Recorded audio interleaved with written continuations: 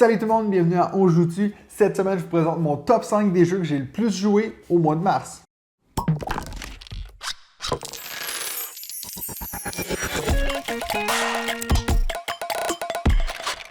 Donc le mois de mars a été un mois beaucoup plus tranquille que janvier et février. On est à 39 parties de jouer en présentiel de 16 jeux différents, donc un petit peu moins que les autres mois. Il y a 3 revenants de la liste du mois passé qui vont se retrouver dans cette liste-ci, mais le numéro 1, c'est un nouveau, et puis c'est la dernière fois que vous allez le voir sur la liste. Je vous explique pourquoi quand on va arriver au numéro 1. N'oubliez pas que si vous voulez soutenir la chaîne, il y a plein de façons de le faire. Simplement en vous abonnant, en commentant sur la vidéo, ça aide toujours. Sinon, vous pouvez aller sur la boutique en ligne, acheter des beaux petits polos ou des t-shirts ou même des tasses à café, ce que vous voulez. Donc ça, c'est aussi, il va être ici en bas quelque part. Et bien sûr, vous pouvez venir faire partie de la communauté des Joutu, donc sur Patreon. Donc il y a 3 niveaux de financement possibles qui vont vous donner des récompenses différentes, comme par exemple participer dans des tournois Board Game Arena ou avoir votre propre mini-zone sur le podcast. Donc c'est toutes des choses qui sont super intéressantes. Allez vous rendre sur la page Patreon pour voir comment faire. Bon, assez de blabla, commençons avec mon numéro 5. Donc en 5e position, on a un jeu que j'ai pas physiquement en studio, mais avec la magie de l'Internet. Voilà, les aventures de Robin des Bois. Donc les aventures de Robin... Attends, on va juste faire de la place là. Bon. Donc, Les Aventures de Robin des Bois, c'est un jeu que j'ai pas physiquement. C'est un jeu que j'ai testé lorsque j'étais de passage à Ludesco. Donc, ceux qui ont suivi un peu récemment sur la chaîne, il y avait une semaine dédiée à Ludesco, qui est le plus gros festival de jeux ici en Suisse. Et j'ai eu le plaisir de dévoiler les gagnants de ces 2 prix-là, donc le jeu de l'année et le jeu famille de l'année. Et puis, en 3e position du jeu de l'année, on avait Les Aventures de Robin des Bois. Donc, après avoir tourné la vidéo, on a enchaîné avec quelques parties. On a fait 3 parties donc pour ce mois-ci. Robin des Bois, c'est un jeu narratif où on aura un gros plateau de jeu avec des petites cases qui vont se retourner. Un peu comme un calendrier de l'Avent, c'est un peu ce que tout le monde dit. Donc, ces petites cases-là ont des numéros et dans le livre, parce qu'on a vraiment un beau livre en cuir dans la boîte, et puis dans ce livre-là, des fois, ça va nous dire retourner la case 22, on va retourner la case 22, d'un coup, il y a un ennemi qui va apparaître, il faut le combattre. Donc, c'est un jeu narratif qui est pas trop narratif, on passe pas notre temps à lire des pages et des pages de texte. Soyez rassurés, c'est vraiment un narratif light. Moi, je suis pas quelqu'un qui adore les gros jeux narratifs où on passe notre temps à lire, et puis celui-ci avait juste assez de texte pour me garder engagé dans l'histoire, puis j'ai vraiment aimé mes 3 parties qu'on a fait. On avait vraiment envie d'enchaîner puis de tous les faire. Je pense qu'il y avait 10 scénarios en tout. Donc, on était bien parti. Il va falloir que j'y retourne pour le finir. Je sais pas si c'est un jeu que j'achèterais parce que c'est vrai que je me dis, une fois que tu as fini, je vois pas trop l'intérêt de rejouer. Mais voilà, il y a beaucoup de choses innovantes dans ce jeu-là. Je trouve que c'est aussi cool comment on va faire déplacer nos meeples sur le plateau. On a 3 différents meeples de différentes longueurs. Et puis, il faut que tu les places pour que depuis où ton personnage est jusqu'à où ce qui s'en va, tu arrives à faire toucher tous tes meeples. Donc ça, c'est assez intéressant. Ça te donne vraiment une notion de l'espace du plateau. Donc, tu vas vraiment essayer de réfléchir à où est-ce que je vais passer pour arriver plus rapidement à mon objectif. Donc, Les Aventures de Robin des Bois, 3 parties au mois de mars. En 4e position, on a mon coup de cœur du mois dernier, Millefiori. Donc j'ai réussi à faire 4 parties de Millefiori au mois de mars. Ça reste un jeu que j'aime beaucoup. Pour le moment, c'est mon numéro 1 jeu de 2022. J'en ai pas essayé énormément, j'en ai essayé 3-4, je pense, pour le moment, des jeux qui sont sortis cette année. Donc, on verra où il se trouve à la fin de l'année, mais c'est sûr et certain qu'il va se retrouver dans mon top 10 de l'année, à voir en quelle position. Si c'est la première fois que vous entendez parler de Millefiori, ma vidéo de la semaine dernière, c'était justement moi qui vous présentais les règles et puis qui donnait mon avis sur Millefiori. Bon, gros spoiler, mon avis, c'est que je l'adore. J'aime tellement ce jeu-là que j'ai pas attendu que la version française sorte ici en Suisse. J'ai tout de suite acheté la version allemande. Puis de toute façon, ça ne change rien parce qu'il n'y a pas de texte dans le jeu, à part dans les règles. Mais donc, c'est pour ça qu'il est écrit Im Glanz der Lagoon. Non, mon allemand, c'est pas amélioré depuis que je vais ici, ok? Désolé. Donc, Millefiori, c'est un jeu où on va placer des tuiles sur le plateau et puis ces tuiles-là vont nous permettre d'accumuler des points de différentes façons. Et on va aussi faire notre possible pour essayer de faire des combos. Ça veut dire que ça va nous permettre de rejouer une action et puis de rejouer et puis rejouer. Dans ma critique, je l'ai décrit comme étant un très futé en jeu de plateau. Je trouve que ça, c'est assez vrai parce que vraiment, on a différentes couleurs qui vont nous faire des points de différentes façons, comme j'ai dit avant. Et puis en plus de ça, ben, on va faire des combos. Puis c'est ça qu'on aime, cet aspect de pouvoir jouer qui nous permet de rejouer, qui rejoue. Donc ça, c'est un jeu que j'ai testé probablement à 2 ou à 4. J'ai jamais testé à 3, donc je sais pas à quel point ça tourne bien à 3. À 2, c'est pas l'idéal. Je l'avoue, j'ai vu beaucoup de gens le critiquer le mode 2 joueurs parce que c'est vrai qu'on a beaucoup trop de place sur le plateau, on peut pas assez s'embêter. C'est sûr que la meilleure façon de jouer à ce jeu-là, c'est à 4. Puis franchement, c'est vraiment un jeu qui se joue aussi vite à 2 qu'à 4. C'est pas vraiment plus long quand t'es plus de personnes parce qu'on joue un peu tout en simultané. Puis franchement, c'est dur de... Je vois pas comment tu pourrais prendre plus que 10 secondes pour jouer ton tour. T'sais, c'est pas vraiment un jeu où tu peux être comme pendant des années. En tout cas, j'espère que non. Donc, très bon jeu, Mille et Fiori, 4 parties au mois de mars. En troisième position, avec 5 parties de jouer au mois de mars, It's a Wonderful World. Alors, je pense que certains d'entre vous, si vous suivez souvent ces vidéos top 5 du mois, c'est pas la première fois que vous allez m'entendre parler de It's a Wonderful World.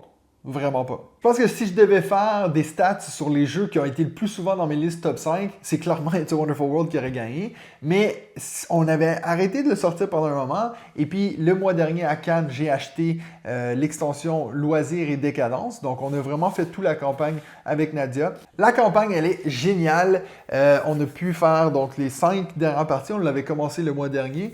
On a fini la campagne et puis à la fin, bien sûr, on a du matériel qu'on peut ajouter maintenant à notre jeu de base quand on va jouer. Je dirais que les 2 dernières parties peut-être de la campagne, j'ai un peu moins aimé mon expérience, pas nécessairement à cause du jeu, mais pour ceux qui ne connaissent pas les campagnes dans It's a Wonderful World, c'est par exemple si moi je gagne une partie, ça va me donner un petit bonus pour la partie d'après.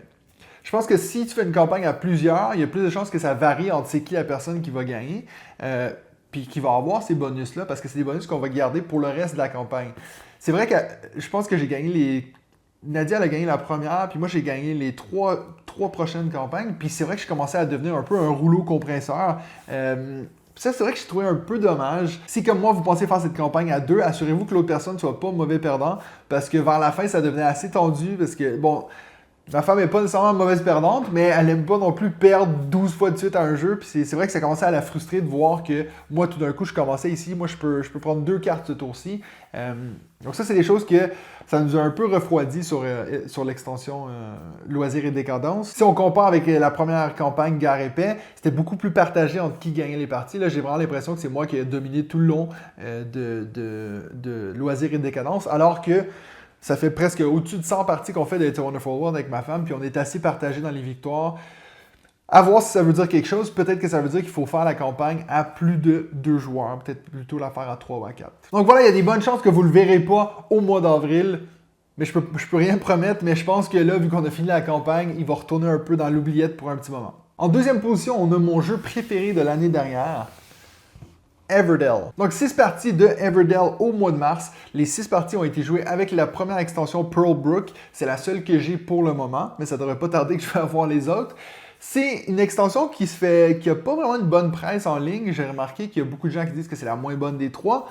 Moi, franchement, je pense que c'est l'extension parfaite pour notre groupe de joueurs. Quand je dis notre groupe de joueurs, c'est moi et ma femme. Parce que comme je vous l'ai déjà dit à de nombreuses reprises, j'ai beaucoup de peine à sortir des nouveaux jeux avec ma femme. Elle aime bien garder les mêmes jeux, puis en avoir peut-être 10, puis dire « Ok, on garde ceux-là à vie ». Mais moi, je suis toujours en train de dire « Mais regarde, j'en ai un autre ». Donc, Everdell, elle est fan. Donc, ça a été très facile de dire « Ben regarde, on va juste rajouter un petit peu plus du jeu ». Et puis, c'est vraiment une extension qui rajoute pas... Ça rajoute quand même beaucoup, mais ça change pas énormément comment on va jouer au jeu. Il y a vraiment juste une petite action à un certain moment que vous allez peut-être faire 2-3 fois pendant toute la partie. Et je pense que c'est exactement ce que ça me prenait comme extension. Si ça avait été quelque chose qui changeait trop le jeu, je pense que j'aurais eu beaucoup de peine à l'intégrer dans nos soirées, nos parties d'Everdell avec ma femme. Après, je suis très conscient que c'est beaucoup demandé aux gens de payer une extension presque le même prix que le jeu de base, qui est déjà pas donné. Ici en Suisse, j'ai payé peut-être... le jeu de base est peut-être 80 francs, donc 80 francs. Et puis l'extension, je l'ai payé 60 et quelques. Donc, pour une extension qui, au final, ne va pas te rajouter énormément de complexité ou de variation dans ton jeu, c'est beaucoup demandé, puis ça, j'en suis très conscient. Donc ça, c'est quelque chose à prendre en compte si vous pensez vous procurer l'extension Pearl Brook de Everdell. Je suis curieux de savoir ce que vous en pensez d'Everdell, surtout nos amis au Québec, parce que vous avez reçu récemment je pense que c'était votre 2e vague de Everdell, puis d'un coup, il y a tout le monde qui postait ça sur les groupes, les réseaux sociaux. J'ai d'ailleurs ma vidéo que j'ai faite il y a plus d'une année sur Everdell, elle a eu un petit pic de gens qui regardaient comment jouer à Everdell. Donc, qu'est-ce que vous en avez pensé maintenant que vous avez finalement pu tester ce jeu-là qui connaît un très très beau succès? Et puis en première position ce mois-ci, le dilemme du roi. Donc bien sûr, encore une fois, vous aurez remarqué que j'ai Encore une fois, pas le jeu avec moi, parce que c'est Benji qui l'a ramené chez lui, donc notre ami Benji du podcast pour ceux qui l'écoutent. On a fait la campagne de Le Dilemme du Roi avec lui et David et un de mes amis Hugo. C'est pour ça que je vous disais en intro que vous ne le retrouverez pas dans la liste du mois prochain, parce qu'on a fini la campagne, et puis c'est vraiment pas un jeu qu'on va rejouer. Je dis qu'on va pas y rejouer parce que de toute façon, vous ne pouvez pas y rejouer, c'est vraiment un jeu Legacy, donc on le fait qu'une fois. Et aussi parce que j'aurais pas vraiment envie d'y rejouer. C'est difficile des fois pour moi de faire des critiques négatives sur des jeux parce que je me dis tous les jeux ont toujours au moins un petit quelque chose que j'aime, sauf le jeu du doigt. Mais pour le Dilemme du Roi, si je suis honnête, je pense que j'en pouvais plus de jouer à ce jeu-là. Je vais essayer d'expliquer brièvement ce que je veux dire par là. Pour ceux qui ne connaissent pas du tout le Dilemme du Roi, c'est un jeu où chaque joueur on va être le conseil du roi. Ça veut dire qu'il y a un roi, il faut qu'il prenne des décisions difficiles et chaque joueur a ses propres motivations, a son emblème, a sa famille et ils vont avoir des différentes ambitions. Moi, je l'ai toujours décrit comme étant Game of Thrones, mais sans la guerre. Il y a des guerres dans le jeu, mais tu participes pas, tu es vraiment juste dans l'ombre à dire « Oui, moi je pense que c'est une bonne idée d'aller à la guerre pour cette cause-ci. » Donc ça, il faut savoir que c'est un jeu qui prend environ 30 à 40 minutes par partie, puis on a dû faire 16 parties en tout pour finir la campagne. C'est pas tout le monde qui va en faire 16, il y en a qui vont en faire 15, il y en a qui vont en faire 17, 18, etc. Nous, ça nous en a pris 16, donc sur 4 soirées jeux différentes. Ça fait presque 4 mois qu'on a commencé cette campagne-ci, et puis dans les débuts, j'adorais ça. Et première partie, je trouvais ça très intéressant, cette idée de on va essayer d'acheter ses amis pour qu'ils votent avec toi, puis de dire exemple, ah mais si toi tu m'aides pour cette partie, ben là, moi, le tour d'après, je vais t'aider à peu importe dans quelle direction que tu vas aller. Mais il faut savoir que dans le jeu, on a à peu près 150 enveloppes avec du texte dedans, et puis ces enveloppes-là, ben, dedans, il y a plusieurs cartes, et puis les cartes, ils vont être ajoutées à notre arc narratif principal, si on veut. Et puis il faut savoir que ces cartes-là seront toujours mélangées en début de partie. Ça veut dire qu'on peut sortir une carte qui est sur un arc narratif qu'on vient juste d'ouvrir, ou c'est peut-être sur quelque chose qu'on a ouvert il y a 2 semaines. Et puis ces histoires-là se suivent. Mais donc, c'est toutes des histoires qui se suivent, mais qui s'entremêlent comme ça. Puis si vous êtes comme moi, un peu TDAH, à toujours être un peu hyperactif puis regarder partout, ben vous allez avoir vraiment beaucoup de peine à suivre les histoires d'une semaine à l'autre, dépendamment de la fréquence à laquelle vous allez faire ces parties-là pendant la campagne. Et puis vers la fin, moi, on me sortait des noms, des gens que je me souvenais plus. J'arrivais vraiment pas à suivre. Et puis j'avoue aussi que ça m'intéressait pas tellement. Donc ça, c'est vraiment dommage. J'aurais peut-être aimé que pendant la partie, avec cet aspect Legacy, que peut-être qu'on change la façon de jouer à mi-chemin ou quelque chose qui mette un peu plus de piquant, parce qu'au final, ça faisait 16 parties de la même chose, de quelqu'un qui lit un texte, puis des gens qui font oui ou non. Je vais pas plus élaborer là-dessus, mais si ça vous intéresse d'en entendre plus, on va en parler dans le podcast de cette semaine avec Benji. Donc voilà, c'est tout pour moi cette semaine. Dites-moi dans les commentaires quels sont vos top 5 jeux du mois de mars. Et puis ben nous, on se revoit la semaine prochaine pour un autre épisode de